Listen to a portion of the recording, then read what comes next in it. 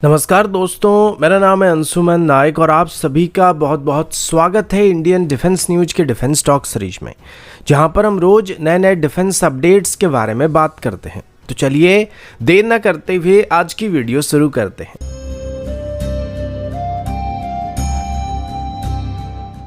आज की पहली अपडेट जोरावर टैंक की तरफ से, जो कि भारत का पहला इंडिजिनस लाइट टैंक है। रिसेंटली इंडियन आर्मी की तरफ से इसकी यूजर ट्रायल को स्टार्ट किया गया था। इस बीच एलएनडी की तरफ से इसकी एक और प्रोटोटाइप को भी बनाने की बात सामने आ चुकी है। दूसरे प्रोटोटाइप की मैन्युफैक्चरिंग का मतलब है कि डेवलपमेंट प्रोसेस को और तेज किया जा रहा है। इससे आर्मी को पहले प्रोटोटाइप के ट्रायल्स के फीडबैक के बेसिस पर डिजाइन में सुधार करने के लिए इस्तेमाल किया जाएगा। इंडियन आर्मी ने अब तक इस कैटेगरी में 354 टैंक्स को अपने सर्विस में शामिल करने का फैसला किया था, जो रग टेरेन और हाई अल्टीट्यूड टेरेन में ऑपरेट किए जाने वाले, और ये ट्रेडिशनल हेवी टैंक के मुकाबले ज़्यादा फ्लेक्सिबल होने वाले हैं। पहला प्रोटोटाइप जुलाई 2024 में एलएनटी की हजीरा मैन्युफैक्चरिंग डिवीजन में अनवील किया गया था और पूरे प्रोजेक्ट को सैंक्शन करने के बाद 19 महीने के अंदर इसको डेवलप कर लिया गया था। इस टैंक की पहली प्रोटोटाइप को सबसे पहले राजस्थान की महाजन फील्ड फायर रेंज में टेस्ट किया गया था और उसके बाद इसकी हाई अल्टीट्यूड टेस्ट को करने के लिए इसको लद्दाख भेजा गया था। लेकिन एक प्रोटोटाइप होने की वजह से इसकी टेस्टिंग प्रोसेस थोड़ा डिले हो रहा था और इसी वजह से अभी एक और प्रोटोटाइप को मैन्युफैक्चर करना स्टार्ट किया जा चुका है, ताकि फर्दर टेस्टिंग को जल्दी किया जा सकेगा और एक साथ मल्टीपल टेस्ट को क्लियर किया जा सकेगा।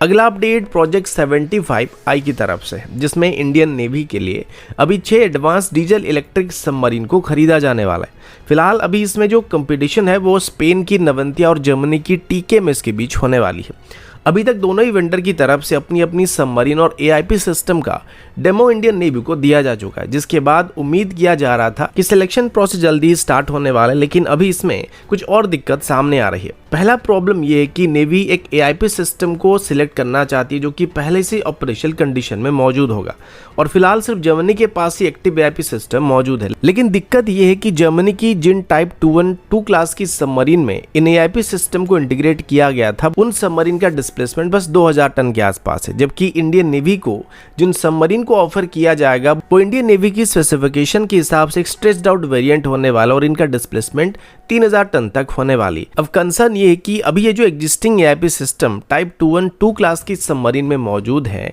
क्या ये 3000 टन क्लास की सबमरीन के लिए एक सफिशिएंट पावर को प्रोवाइड कर पाएगा या नहीं कर पाएगा। अगर नहीं होता है तो क्या जर्मनी इंडियन नेवी के सबमरीन के लिए एक नई एआईपी सिस्टम को ऑफर करेगा।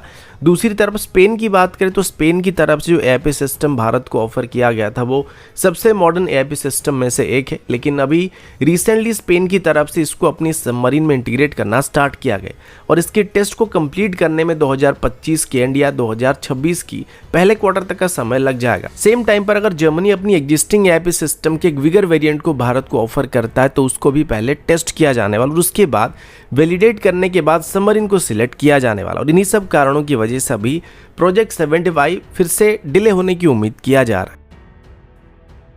अगला अपडेट एंटी सैटेलाइट वेपन को लेके 2019 में भारत की तरफ से सबसे पहले अपनी एंटी सैटेलाइट मिसाइल का एक सफल परीक्षण किया गया था। इसके बाद भारत चाहे तो लोअर अर्थ ऑर्बिट में घूमने वाले किसी भी सैटेलाइट को नष्ट कर सकता है। आजकल की वॉरफेयर में सैटेलाइट किसी भी देश के लिए एक आंख की तरह होता है और अगर किसी भी देश की सैटेलाइट को नष्ट कर दिया जाता है तो जंग जैसे हालात में उनकी सिचुएशनल अवेयरनेस एकदम जीरो होने वाली। अब भारत के अलावा अब यूनाइटेड स्टेट, रशिया और चाइना के पास भी ऐसा सिस्टम मौजूद है जो कि दुश्मन की सैटेलाइट को टारगेट कर सकते हैं। लेकिन अभी पता चला कि पाकिस्तान की तरफ से भी एंटी सैटेलाइट वेपन को हासिल करने की कोशिश किया जा रहा है। अब पाकिस्तान की स्पेस प्रोग्राम की बात करें तो भारत के कंपैरिजन में पाकिस्तान की स्पेस प्रोग्राम काफी पीछे है और उस नजरिए से देखा जाए तो अपने खुद के दम पर अभी वो एंटी सैटेलाइट वेपन को डेवलप नहीं कर सकते हैं और ये पाकिस्तान के लिए काफी मुश्किल होने वाला है। इसी वजह से अभी पाकिस्तान की तरफ से चाइना की मदद से ऐसे वेपन को हासिल करने की कोशिश किया जा रहा है। आप सभी जानते होंगे कि पाकिस्तान हमेशा भारत के साथ पावर को बैलेंस करने की कोशिश करता है और भारत की डिफेंस बजट की सिर्फ 10% या उससे कम डिफेंस बजट होने के बावजूद भी पाकिस्तान भारत के डिफेंस इक्विपमेंट के साथ ऑलमोस्ट हमेशा नेक टू नेक कंडीशन को मेंटेन करने की कोशिश करता है। लेकिन स्पेस एक ऐसा सेक्टर है जिसमें आज भी पाकिस्तान भारत से कई दशक पीछे चल रहा है और पाकिस्तान को डर है कि अगर लार्ज स्केल की लड़ाई होता है भारत अपनी एंटी सैटेलाइट मिसाइल का इस्तेमाल करके पाकिस्तान की सैटेलाइट को टारगेट कर सकता है और ऐसा होने पर पाकिस्तान की सारी मेजर डिफेंस सिस्टम फेल हो जाएंगे और बदले में पाकिस्तान के पास भारत की सैटेलाइट को टारगेट करने के लिए कोई भी साधन मौजूद नहीं है। इसी चीज को बैलेंस करने के लिए अभी पाकिस्तान की तरफ से कोशिश किया जा रहा है और अभी वो किसी तरीके की एंटी सैडल वेपन को हासिल करने के लिए चाइना के साथ बातचीत करने की बात सामने आ चुकी है।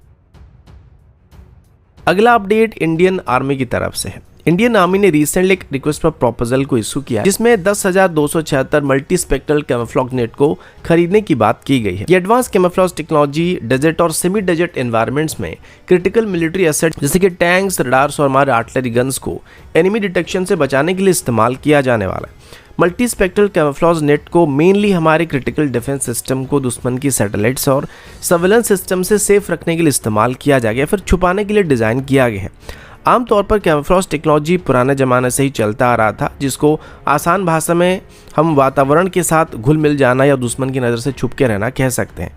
अभी तक मोस्टली इसके लिए जिन नेट्स का इस्तेमाल किया जा रहा था या जिस टेक्नोलॉजी का इस्तेमाल किया जा रहा था वो सिर्फ विजुअल कैमोफ्लेज को प्रोवाइड करते थे, यानी कि नॉर्मल कैमरा से या नॉर्मल इंसान की नज़र से ये इफेक्टिव होते थे। लेकिन मॉडर्न टेक्नोलॉजी आने के बाद हीट सिग्नेचर, मैग्नेटिक सिग्नेचर जैसे और भी कई चीज़ें सामने आ चुके थे जिनका इस्तेमाल करके दुश्मन आसानी से हमको डिटेक्ट कर सकता था।